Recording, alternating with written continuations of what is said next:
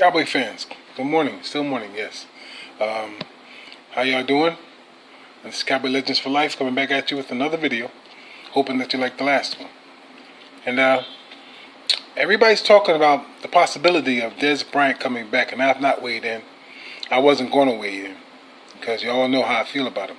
Okay, but I'm going to go ahead and weigh in for a few minutes about that. Dez Bryant has stated that he wants to come back to the Cowboys. I think he's always wanted to be back. I don't think he wanted to leave. You understand? But you see, people don't realize that he's become a problem on the field a lot of times. I remember several games, not just the Seattle game. Forget that. Okay? And not even the Seattle game in 2012. Okay? Forget that too. Okay? I still remember what angered me even more so than that game than the one in New York in 2016. In week 13, 14, I believe it was, the Giants in New York. And that was the most horrible game he ever played. I mean, this guy, he was just not Dez Bryant. I mean, as we came to appreciate in his years, you understand? And that was him keeping his helmet on. I know it was cold that night, but I've seen him with colder days with his helmet off, going up and down the field, fired up. You understand?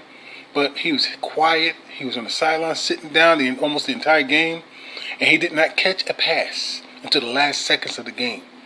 You understand? And I don't care if he was injured. I don't care. I just don't care. He caused 2 interceptions in that game himself. He caused 2 interceptions in that game. Okay, he's just the way he played, dropping passes. He was horrible. Okay, and I was so angry. I said, you know what? He should have been gone in 2015 anyway. After 2015, he should have been gone.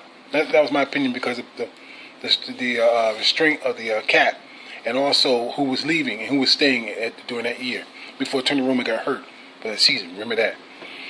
But that was the debate back then with my family and other friends. All right, but I don't want him back on this team. Now, who am I? I'm just a guy with a video camera, with the iPad and all this other stuff, and using it to try to promote a show. But so I still have an opinion, and I'm still a Cowboys fan. Okay, and I'm telling you that I don't want him back on the Dallas Cowboys.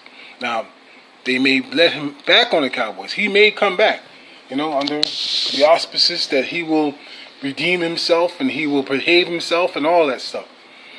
But I truly believe that, man. I'm not trying to put him down in any form of way, but I still feel that he has some form of a childlike manner, something that doesn't sit right with me, and I don't know. I'm not trying to scathe him, But the thing is that if he can't control himself, why even have someone like that who's explosive like that? He's got a childlike manner. And he never really grew up, in essence. Now, I'm not saying he's been a real troublemaker on the field, off the field, but he damn sure was a big troublemaker on the field. All right, I've got tired of his antics. I got tired of it. I'm sick of it, man. And it's draining to watch, especially when the Cowboys are behind. You understand? So that can happen. If they bring him back, they bring him back. It's a possibility he can help open up the field. But you see, if our receivers that we do have with the addition of Bryce Butler back, and we get some form of consistency, I'm telling you that Prescott will open up that field along with Zeke Elliott as a primary attack. You understand? We're a run-first team. I've always been saying it. Y'all keep paying attention to Dak if you want to. Go right ahead. All right? We are that good a team, man, when we do a run-first team. But the thing is that with Dez Bryant, we are may open up the field in one sense of the word, but how does he help us if he's not sacrificing what we need him to do? You understand? He doesn't have to just be in one position in one certain point of the field. You understand? He could be put in different types of parts of the field. He could be slot sometimes, especially if he lost a step. He could be slot. He could be one of the big slot men out there. He could be a good one. But y'all want him back. Y'all crying want him back. I know people feel desperate. I even heard like Mark Holmes and a few others were saying I think we should consider the possibility of bringing him back and everything. I don't know how it feels with Linehan and all this stuff. Hey, let's if he comes back, then let's see what comes to a head. Hey, this season's coming to a head anyway. You know what I'm saying? With him or without him, things are going to happen or things are not going to happen. We have to face it. So I could face it without him. As a Cowboys fan, long-time Cowboys fan, I could face somebody like Dez Bryant without him on this team.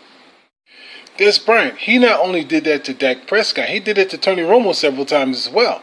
You saw some of the clips, but I remember a specific clip a couple of years ago. They showed that they were all in the huddle, ready for the next play. He's out of the huddle somewhere, talking to the opponent, mouthing off to them. And Tony Romo had to scream at him to get to the huddle. I mean, it's just complacency. This is just his mental attitude and stuff. I know he's a physical specimen, one of the highest order in the NFL playing. Okay, but when you have tools that make you a superstar, you have to embrace them more. And that includes intelligence and being able to play the right way. So, like I said. Yeah, go ahead and then one if you want to, but I can do without him. That's my opinion, okay?